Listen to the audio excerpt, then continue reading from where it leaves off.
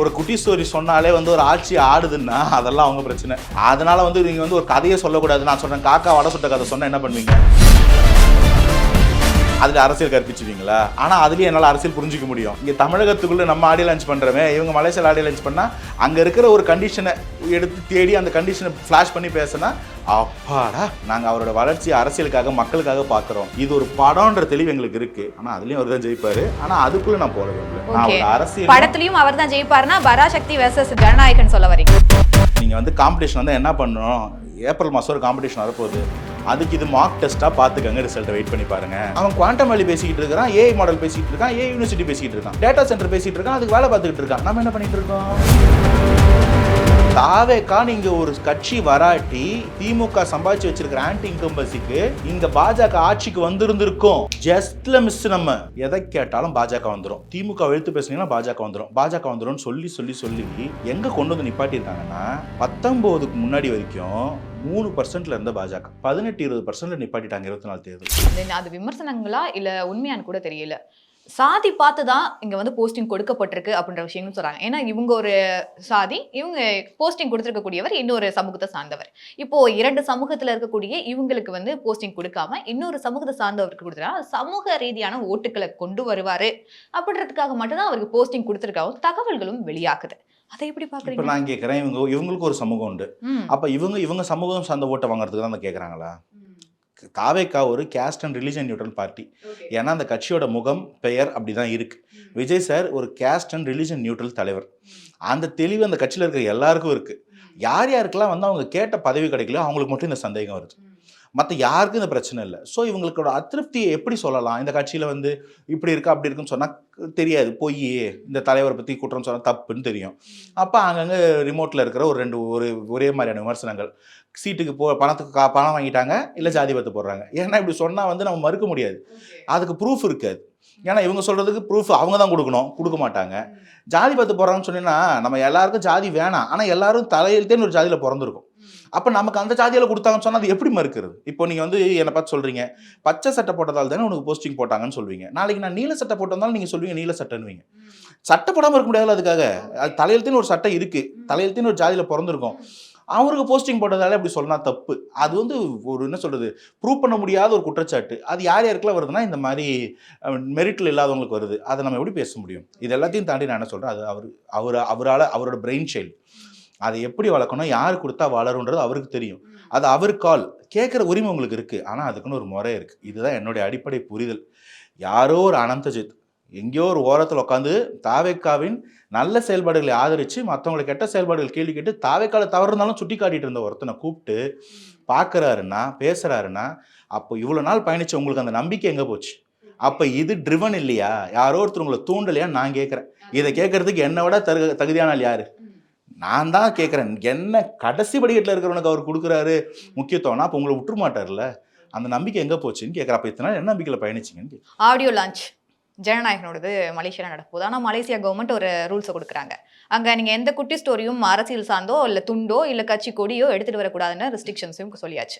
ஏன்னா நீங்கள் தமிழ்நாடுன்னு பேசும்போது தான் எங்களுக்கு இங்கே கொடுக்கல அங்கே கொடுக்கலன்ற விமர்சனங்களும் நீங்கள் வைக்கிறத நாங்கள் பார்த்துருக்கோம். ஆனால் இப்போது மலேசியா கவர்மெண்ட்டும் இந்த ரூல் போடுறாங்களே. இல்லைங்க, நான் தான் ஒரு சினிமாவையும் அரசியலும் பிரித்து பார்க்குற தெளிவு எனக்கு இருக்குது, தாவேக்கா தொண்டர்களுக்கு இருக்குது, மலேசியா அரசாங்கம். விஜய் அவர்கள் எப்போதுமே ஒரு குட்டி ஸ்டோரி சொல்லுவார், நம்ம ஆடியோ லான்ச்ல எதிர்பார்க்கப்படுவார்.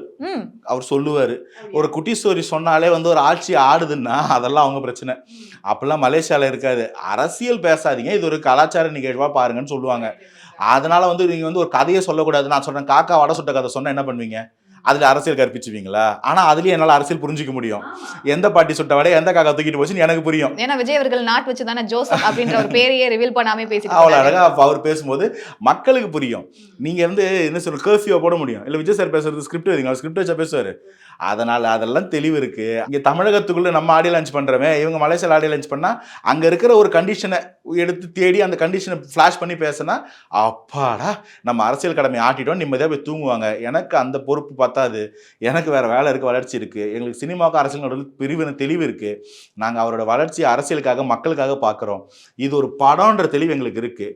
ஆனா அதுலயும் அவர் தான் ஜெயிப்பாரு. ஆனா அதுக்குள்ள நான் போட விரும்பல. நான் ஓகே. ஒரு அரசியல் படத்துலயும் அவர் தான் ஜெயிப்பாருன்னா பராசக்தி வெர்சஸ் ஜனநாயகன் சொல்ல வரீங்களா? நான் சொல்லங்க அந்த படம் நான் எந்த படம் கூட நீங்க சொல்ற படத்தோட அர்த்தம் எனக்கு தெரியல.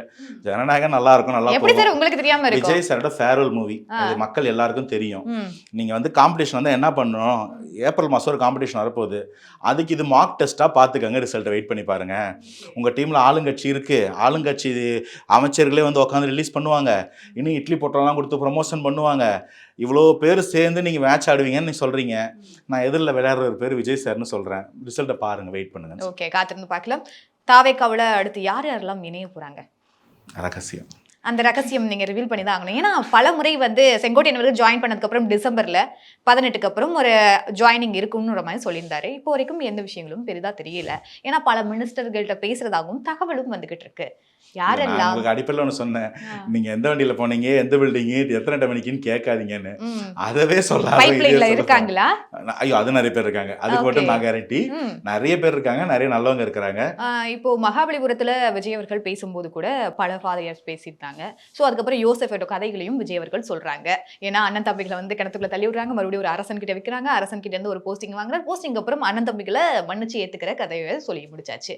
ஆனா திருநெல்வேலியில ஒரு ஃபாதரியார் பேசுறாரு, 41 உயிர்களை காவு வாங்கிய விஜய் அவர்கள்னு சொல்றாங்க. இதை எப்படி பாக்குறீங்க தாவேக்க? இல்ல ஆக்சுவலி இது திரும்ப நான் அதே தான் சொல்றேன். இது எல்லாமே வந்து ஏன்னா விசாரணையில இருக்கு இல்லையா? அதான் மைக்ரோ லெவல்ல நீங்க போனீங்கன்னு வச்சுக்கோங்களேன். இன்னைக்கும் ஒரு டீ கடையில எவனோ ஒருத்தன் 200 ரூபா வாங்கி டாஸ்மாக் போற ரெடியா இருக்கிறவன் இதே வார்த்தையை சொல்லுவான். அந்த மாதிரி பேசிக்கிட்டு அவங்க ஒரு ஆத்ம திருப்தி அடைஞ்சுப்பாங்க. முதல்ல இதை நான் வந்து எப்படி ஃபோக்கஸ் வருது, அந்த இடத்துல வந்து சமத்துவமாக ஒரு கிறிஸ்மஸ் கொண்டாடப்படும் போது அந்த இடத்துல அனைத்து மக்களும் விஜய் சார் இருக்கிறோன்னு சொல்லும்போது யாருக்காவது உறுத்துச்சுன்னா அவங்க இது மாதிரி நரேஷன் கிரியேட் பண்ணுவாங்க. அந்த நரேஷனை கொண்டு வந்து லைம் லைட்டில் வைப்பாங்க. அந்த கட்சியில் இருக்கக்கூடிய ஒரு அதிருப்தியில் இருக்கவங்களே வந்து பேசி பிரெயின் வாஷ் பண்ணி கொண்டு வந்து ஒரு இடத்துல உட்கார வச்சு அதை லைவ் பண்ண முடியும்னா இவங்களால எதுவும் முடியும். நான் என்ன சொல்கிறேன், அது ஒரு நீதி விசாரிக்கு உட்பட்டு இருக்குது. சிபிஐ விசாரிக்கிறாங்க, அதை அங்கே பார்ப்போம். நான் இந்த இடத்துல 1008 குற்றச்சாட்டு அடிக்காச்சு. இவங்களுக்கு வேற வேலை இல்லை, இவங்களுக்கு இந்த மாநிலத்தோடு மக்கள் மேலே அக்கறை கிடையாது, இவங்க எல்லாரும் கரூரியே பேசிட்டு இருப்பாங்க. அது நீதி விசாரணைக்கு உட்பட்டு அதை அவங்க வேலையை அவங்க பார்த்துட்டு இருக்கிறாங்க. உங்கள் வேலை அதை வேடிக்கை பார்த்துட்டே இருக்கிறதா, மக்களுக்கு எதாவது ஒன்று செய்யறதா? அதை வேடிக்கை பார்த்துக்கிட்டு கமெண்ட் சொல்லிக்கிட்டே இருக்க போறீங்களா? மக்களுக்கான ஒரு துரும்பியாவது கிள்ளி போட போறீங்களா? நான் இதை பேசுகிற எல்லாருக்கும் அதுதானே, அதை பண்ணுங்கன்றேன். அதை சுப்ரீம் கோர்ட் விசாரிக்குது, சிபிஐ விசாரிக்குது. விசாரணையில் நம்பிக்கை இல்லைன்னா திரும்ப நம்ம மேல்முறையீடு போறது உங்களுக்கும் வாய்ப்பு இருக்கு. அப்ப அந்த வேலையை மட்டுமே பேசிக்கிட்டு இருந்தா ஒரு கல்லூரியோட நிறுவனர் சொல்றாரு. இல்ல, நான் யார் சொன்னாலும் நான் தனிப்பட்ட முறையில் போறதுக்கு நான் பதில் தயாரா இல்லை. இந்த மைண்ட் செட்ல இருக்கிற எல்லாருக்கும் என்னோட பதில் இவ்வளவுதான். அதாவது கல்லூரி விரிவிலாளரோ கல்லூரி ஓனரோ ஆக படிச்சவரோ படிக்காத டாஸ்மாக் வாசல் உட்காந்துருக்க 200 ரூபாவோ அவங்க எல்லாருக்கும் ஒரே பதில் தான். இங்க அதுக்கு ஒரு விசாரணை உட்பட்டு இருக்கு. உங்களுடைய சந்தேகங்களை நீங்க விசாரணை ஆணையத்தில் கேட்கணும். சுப்ரீம் கோர்ட்ல மனு போட்டு பாருங்க, கேளுங்க. அதில் உங்களுக்கு நீதி விசாரணை பத்தலன்னு சொன்னால் விசாரிக்கிறதுக்கு வழி பாருங்க. என்னுடைய அடிப்படை ஒரு ரெக்வஸ்ட், இவ்வளவு கரூருக்கு பொங்குற எல்லாரும் அந்த குழந்தை ஒருத்தன் சத்துணவு சாப்பிடும்போது செவ்வறு இருந்து தள்ள வந்து செத்துட்டான். அவனை கொஞ்சம் பாருங்க. ஸ்கூல் பசங்க 12 வயசு பசங்க 6 வயசு பசங்களை போட்டு நாய் அடிக்கிறமா அடிக்கிறான். கண்ணு கலங்குது பார்க்கும்போது. அந்த குழந்தைங்களுக்கு எதாவது ஆயிடுமேனு நான் பயந்தேன். அதையும் கொஞ்சம் பாருங்க. ஸ்கூலில் கொடியேற்றி கட்சி ஈவெண்ட் நடத்திக்கிட்டு இருக்கிறானுங்க, அதை கேட்கறதுக்கு எங்கள் மனசு இல்லை. மக்களுக்கு சாப்பாட்டில் வந்து பள்ளி கிடக்குது, இது சத்துணவா சாகடிக்கிற உணவான்னு ஒரு அம்மா அழுகுறாங்க. நான் சொல்கிறது வெறும் ஸ்கூல் சத்துணவு பிரச்சனை மட்டும் பேசிக்கிட்டு இருக்கேன். இந்த மாநிலத்தோட உரிமையிலேருந்து கல்வியிலேருந்து வளர்ச்சியிலேருந்து இன்வெஸ்ட்மெண்ட்லேருந்து இன்ஃப்ராஸ்ட்ரக்சர் வரைக்கும் ஒட்டு மொத்தத்தையும் பக்கத்து மாநிலத்துக்கு தார வாத்துக்கிட்டு இங்கே கதை சொல்லிக்கிட்டு வேலை வாய்ப்பு இல்லாமல் 1008 பிரச்சனை இருக்குது. பெண்களுக்கு பாதுகாப்பு இல்லை, சாதிய கொடுமை நடக்குது. எலெக்டான ஒரு ஊராட்சி மன்ற தலைவர் அழுகுறாங்க டிவியில் உட்காந்து, என்னை மதிக்க மாட்டாங்க, எனக்கு வேலை செய்ய மாட்டாங்க, எங்கள் வேலை அப்படியே கிடக்குதுன்னு. இவ்வளவு பிரச்சனைக்கும் பதில் பேசிட்டீங்கன்னா நீங்கள் இதையும் கேளுங்க. இது எல்லாத்தையும் கண்ண மட்டும் நீங்கள் அதை மட்டும் பேசுவீங்கன்னா அப்போ நீங்கள் வந்து அஜெண்டா ட்ரிவன். உங்களுக்கு நான் என்ன பதில் சொல்லணும் புரியாது, நான் எவ்வளோ சொன்னாலும் பிடிக்காது. அப்போ நான் சொல்லி என்ன பிரயோஜனம்? பரவாயில்ல, நீங்கள் கோவமாகவே இருங்கன்ற நான் உங்களுக்கு. ஓகே, நடிகை கஸ்தூரி அவர்கள் ஒரு ஸ்டேட்மெண்ட்டை சொல்றாங்க விஜய் அவர்களை பார்த்து. திருப்பரங்குன்றம் இஷ்யூல ஒரு பக்கம் இல்லைங்க, இல்லை நிக்காம இருங்க, ஆமா இல்லைனாலும் சொல்லுங்க, அதை விட்டுட்டு உங்களுக்கு ஸ்கிரிப்ட் எடுத்து கொடுக்குறவரை இன்னைக்கு என்ன லீவா அப்படின்ற ஒரு வார்த்தையும் கேட்குறாங்க. திருப்பரங்குன்றம் இஷ்யூல விஜய் அவர்கள் எதற்காக இது வரைக்கும் பேசவே இல்லை? எனக்கு ஆக்சுவலி பதில் சொல்ல பிடிக்கல. இருந்தாலும் இந்த இஷ்யூ பேஸ்டுன்றதால நான் பதில் சொல்ல எத்தனைக்கிறேன். தமிழகத்தில் எந்த ஒரு டெவலப்மெண்ட் மாடலோ வளர்ச்சியோ பேசாமல் வெறுமனை பாஜக எதிர்ப்பு அப்படின்ற ஒரு நிலையில் திமுக வந்து நிற்கிது. திமுகவின் தொங்கு சதைகள்லாம் என்ன பண்ணுறாங்க, அதை அப்படியே எக்ஸ்டெண்ட் பண்ணி எதை கேட்டாலும் பாஜக வந்துடும், திமுக எழுத்து பேசுனீங்கன்னா பாஜக வந்துடும் சொல்லி சொல்லி சொல்லி எங்கே கொண்டு வந்து நிப்பாட்டியிருக்காங்கன்னா 19க்கு முன்னாடி வரைக்கும் 3% இருந்த பாஜக நோட்டா கூட கடுமையான போட்டி போட்டுட்டு இருந்த பாஜகவை கூட்டிட்டு வந்து வளர்த்து எடுத்து 18-20% நிப்பாட்டிட்டாங்க 24 தேர்தல். நீங்களே கவனிச்சு பாருங்க பாஜக ஓட்டு எப்படி வளர்ந்தது. இவங்க பாஜக எதிர்ப்புன்னு பேசுறதுல பாஜகவுக்கு லாபம். எப்படின்னா திமுக வெறுப்புல இருக்கிற எல்லாரும் ரவுடி இவனுக்கு ஆப்போசிட் அவன் தான் போல நினைச்சு அவனுக்கு ஓட்டு போட்டுட்டு இருக்கான். இப்போ இதே நிலைமை தொடர்ந்துச்சுன்னு வைங்களேன், நாளைக்கு திமுக எதிர்ப்பு 50% தாண்டிச்சுன்னா, நாளைக்கு இல்லை இன்னைக்கே தாண்டிடுச்சு, திமுகவின் எதிர்ப்பு அதீதமா இருந்தா என்ன ஆயிருக்கும், இவனுக்கு மாற்று பாஜக தான் நினைச்சு ஓட்டு போட்டிருப்பாங்க. சாமி அன்னைக்கு தான் பாஜக வந்திருக்கோம் உள்ள. நீங்க இல்லாத பாஜகவை பேசி பேசி வளர்த்துக்கிட்டு இருக்கீங்க. இப்ப தயவு செய்து பேசுறதை நிறுத்துங்கன்றதான் தாவேக்கோட ஸ்டாண்டு. தமிழகத்துக்கு அதுக்காக தான் வந்து பேசுறதே கிடையாது. நாங்க பாஜக பேசாததுக்கு இது ஒரு ரீசன். இதுதாங்க பாயிண்ட். இதுதான் நான் வந்து அங்க கத்துக்கிறேன். பேசி பேசி இவங்க கொண்டு வந்து நிப்பாட்டு நம்பர் பாருங்க. ஏன்னா விஜய் அவர்கள் ஈரோட்ல பேசும்போது வந்து களத்துல இல்லாதவங்களை பத்தி அப்படின்ற ஒரு விஷயத்தையும் சொல்றாங்க. எல்லாரும் தான். சோ விஜய் அவர்கள் இதுவரைக்கும் பாஜக பத்தி பேசாம இருக்கிறது பாஜக வளர விடக்கூடாது, இல்ல கண்டுக்காமலே நகர்ந்துக்கணும் அப்படின்றதுக்காக மட்டும் தானா? பாஜக முதல்ல இல்லை, இங்க இல்ல. பாஜகவை பேசாமையும் நாங்க இல்ல. நீங்க மொத்தம் எங்களை அப்படியும் பிராண்ட் பண்ணாதீங்க. மோடிஜி தமிழ்நாடுனா ஏன்ஜி அலர்ஜி. தமிழ்நாடு ஒரு தனி வெரைட்டி. எங்களை ஹேண்டில் பண்ணும்போது கொஞ்சம் காஷியஸா இருக்கணும். தாமரை இலையில தண்ணியே ஒட்டாது, தமிழக மக்களா ஒட்டுவாங்க. இதெல்லாம் யார சொன்னாரு? செக்கோஸ்லோவேக்கியால இருக்க ஒரு கட்சியை சொன்னாரா? இந்த பாரதிய ஜனதா தாங்க சொன்னாரு. ஆனா அதுக்கு மேல பாஜகவுக்கு எந்த விமர்சனமும் இல்லை. சரி, பாஜகவை கேள்வி கேட்டாரா? கேட்டிருக்காரு. நீட் பிரச்சனை யார் தீர்க்க முடியும் அவருக்கு தெரியும், கேள்வி கேட்கிறாரு. கச்சத்தீவை யார் மீட்க முடியும் கேட்க தெரியும், அவரை கேள்வி கேட்கிறாரு. அதற்கு ஒரு போராட்டம் நடந்தா அது பாஜக எழுத்து தான். அந்த தெளிவு இருக்குது. தாவேக்கா வந்து நாகப்பட்டினத்துல மீனவர்களாக வேற உண்ணாவிரதம் இருக்கிறோம், போராட்டம் பண்றோம், எங்களுக்கு அந்த தெளிவு இருக்கு. ஆனா எந்த தெளிவுமே இல்லாம நீ எதிர்த்து பேசினா பாஜக வந்துடும் சொல்லி அரசியல் பண்ற திமுக மாதிரி நாங்க இல்லை. இப்படி பேசி பேசி வளர்த்தது திமுக. பாஜகவை நோட்டா கிட்ட சண்டை போடுறதுல இருந்து கூட்டு வந்து அதிமுக கூட சண்டை போட வச்சது இன்னைக்கு திமுக. அதனால தான் இன்னைக்கு பாஜக ஒரு 20, இவங்க ஒரு 20, 40% நாங்க கையில் வச்சிருக்கிறோன்ற ஒரு நம்பிக்கை ஏற்படுத்தி வச்சிருக்கு.